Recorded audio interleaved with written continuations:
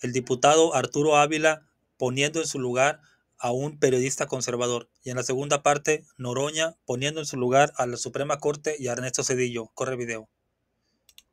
A diferencia tuya, yo sí hice campaña en territorio. Yo recorrí el Distrito 1 Federal de Aguascalientes. Yo toqué casa por casa. Yo tuve dentro de la plataforma política que le ofrecí a las y a los mexicanos a nivel de tierra, porque en Morena tú debes de saber que nosotros no hacemos campañas como los del PRI, como los del PAN, nomás en los medios de comunicación o nomás con bonitos spots. Nosotros sí vamos al toca-toca, así le llamamos, y ahí explicamos cuál es la plataforma política. Y le decía, oiga, mire, estamos ofreciendo que le regresemos la justicia a la gente. Y estamos ofreciendo que ahora las y los mexicanos podamos votar por juezas y jueces, por magistrados y magistrados, por ministras y ministros. Y mire usted, no solamente eso, estamos ofreciendo que usted pueda visibilizar a su juzgador. La gente sí entiende sí, que eso votar sí, por sí, ellos. eso sí. La gente sí entiende, la gente sí entiende que no quiere jueces. 100% de acuerdo contigo, 100% de acuerdo. La gente sí entiende que no quiere jueces que liberan a violadores. 100% de acuerdo contigo. La gente sí entiende que no quiere ministros que tengan abajo 100% de acuerdo contigo. Deudas multimillonarias 100%. que den impuestos. 100%. La gente sí entiende perfectamente bien que no quiere que se juzguen ellos mismos. 100%. La gente sí entiende que no ganen millones de pesos 100%. como los ganan hoy día. 100%. Entonces, en esa lógica, la esencia de la reforma judicial es eso, la legislación. Incluso, no, la carrera judicial desaparece, empezando por ahí. No es cierto. Sí, claro que eso sí. Es una mentira. Ahorita tú me decías, ¿desaparece la carrera judicial? No desaparece. Okay. La ley de la carrera judicial no se va a tocar, los protocolos no se van a tocar, habrá comités de evaluación. Y además, déjame decirte algo, hoy las cifras afirman que hay que 4 de cada 10 personas que trabajan en el Poder Judicial son familiares de los jueces y de los magistrados. Oscar Mario, ¿cuál carrera judicial? Era puro nepotismo, a diferencia tuya. Verdaderamente lo pusieron en su lugar a Mario Beteta, y ahora vamos a ver, para no perder tiempo, a Noroña destruyendo a Zedillo y a la Corte. De determinado rumbo de la nación y por lo tanto de la constitución de sus poderes. Pero acá lo que se resiste es a una profunda transformación del Poder Judicial que hasta ahora estaba lejos del pueblo y de los otros poderes de la República, y que llegó a tal nivel de soberbia que se creyó por encima del Ejecutivo, por encima del Legislativo e inclusive por encima del soberano, que es el pueblo, haciendo expresiones racistas y clasistas. Casi decían, ¿cómo se atreve el pueblo a querer decidir si nosotros somos personas juzgadoras o no? En un arranque de arrogancia impresionante.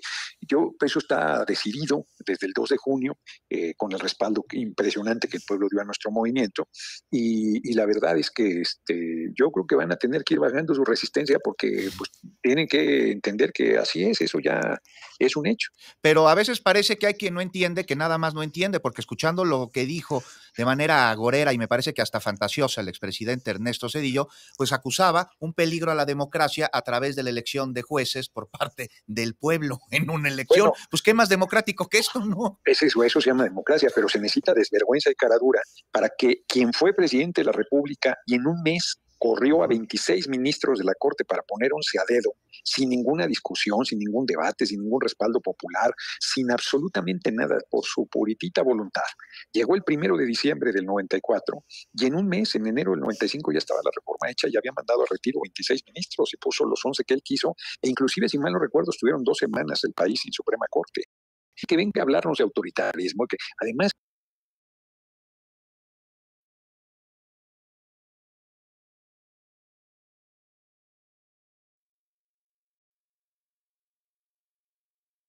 que privatizó los ferrocarriles, diciendo que iban a ser los más modernos del mundo, eran tan modernos que eran invisibles, el ferrocarril de pasajeros, y que tuvo la desvergüenza, dice el funcionario de Kansas City Railroad, que fue la empresa que él benefició después de la privatización, y que es el responsable de la matanza de Acteal y de Aguas Blancas, que es el responsable de la privatización del ahorro de los trabajadores, con la privatización de las pensiones con las cuentas individuales, que es el responsable de hacer pública, una deuda privada de los bancos, en una crisis monstruosa económica que generó su gobierno a los primeros días de su mandato, al dar a conocer que venía una devaluación, y entonces generó una salida de capitales y una monstruosidad con la cartera vencida, que fue todo el sexenio esa lucha de deudores de la banca a lo largo y ancho del país, el famoso Barzón, y que hizo que 532,000 millones de pesos de deuda pública de deuda privada se hicieran públicos, el Fobaproa famoso. Hemos pagado 1 billón de pesos, Juan, 1 millón de millones de pesos, y les debemos 800,000 millones, y ese personaje siniestro nos viene a hablar de democracia. Imagínate. Y de no sé cuándo, es de verdad inaudito. Y esa deuda la seguirán pagando nuestros nietos y hasta nuestros bisnietos, esa deuda privada que convirtieron en deuda pública para rescatar a muchos de los que se compraron empresas que eran del Estado en el sexenio de su antecesor, de Carlos Salinas de Gortari. Pero el tiempo como que le falló, ¿no, senador? Porque lleva más de 7 meses discutiéndose la reforma al Poder Judicial, hubo foros, se discutió en el Legislativo, y una vez que ya está aprobada por el Congreso de la Unión, por los congresos estatales, pues ya sale a hablar. Si estaba tan preocupado, ¿por qué no la leyó antes? Uno se pregunta por qué hasta ahorita habló. Parece hay un nado sincronizado, ¿no? Sí, claro, y además imagínate, 5 de febrero, como bien dices, envió la iniciativa el compañero presidente López Obrador, se burlaron hasta que se cansaron pensando que no íbamos a tener 2/3, y luego hubo un segundo proceso de foros en lo que participó inclusive la Corte, y hubo todas esas protestas de un sector y todo el asunto, la toma violenta de la Cámara de Senadores, que de hecho de eso prácticamente no dice nada, es que es gravísimo, es tan grave, solo para ejemplificar, las Fuerzas Armadas, las fuerzas policiales no deben entrar al pleno de la Cámara de Senadores ni Diputados, o sea, es un recinto, digámosle que es sagrado, y entra una manifestación ahí violenta y no han dicho nada, y todo esto no le dan la menor importancia, y reviven a Cedillo Ponce León, que lleva décadas viviendo en Estados Unidos y viene a hablarnos de democracia. No, bueno, lo que hay que oír. Decía ayer Pedro Miguel en estos micrófonos que era como Santana, el salvador de la patria, en obvio, en tono de burla. Oye, pero ya no... Sí, es de una total desvergüenza. La primera, lo de Arturo Ávila, es un soldado, es un gran vocero de la 4T. Hay que búscalo en Google. Eres un empresario de Aguascalientes, dejó a un lado los negocios para dedicarse a la política, porque pues él, yo creo que un hombre ya realizado, pues ve las injusticias. Un hombre de 40 y tantos años ve las injusticias, que hay niños vendiendo chicles en la calle y nosotros lo normalizamos, los mexicanos, a través de los siglos, las décadas, y decimos, no, eso no es normal, por eso se metió a la política. Y entonces deja en mal a este periodista que, terminando la entrevista, él va a seguir con su narrativa. Y antes de la entrevista estaba con su narrativa, que Morena está destruyendo al país, al Poder Judicial, que así empezó Venezuela. Y ese es el problema, y eso lo he venido, si tú me sigues en otros videos, he estado diciendo lo mismo.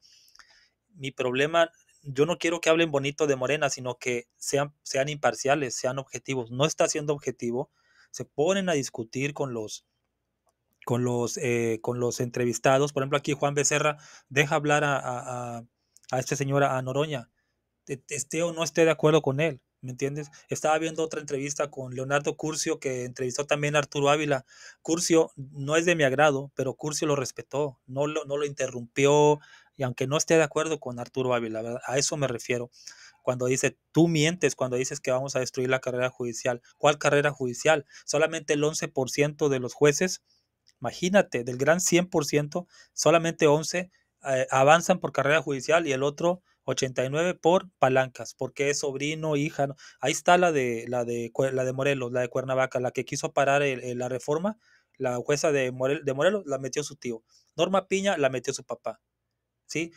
Luis María Aguilar era mecanógrafo y metió a su hija odontóloga en los 90s al Poder Judicial. O sea, es una porquería. Lo tienen que aceptar. Y tal como dice Noroña, son soberbios al decir, ¿cómo es posible que el pueblo a nosotros nos va a elegir si nosotros somos el poder supremo conservador, estamos por encima de todos?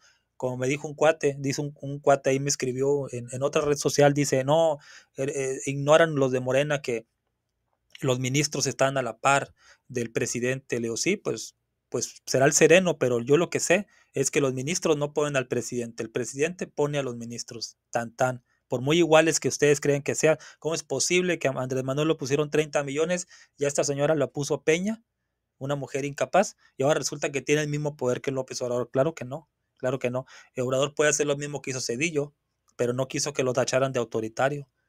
Aquí sí hubo discusión, por eso es un farsante Cedillo y tiene toda la razón Noroña. Vamos a pagar hasta el 2070 la deuda y todavía lo tratan como el gran campeón de la democracia estos miserables de la derecha. Dime qué opinas tú. Hasta luego.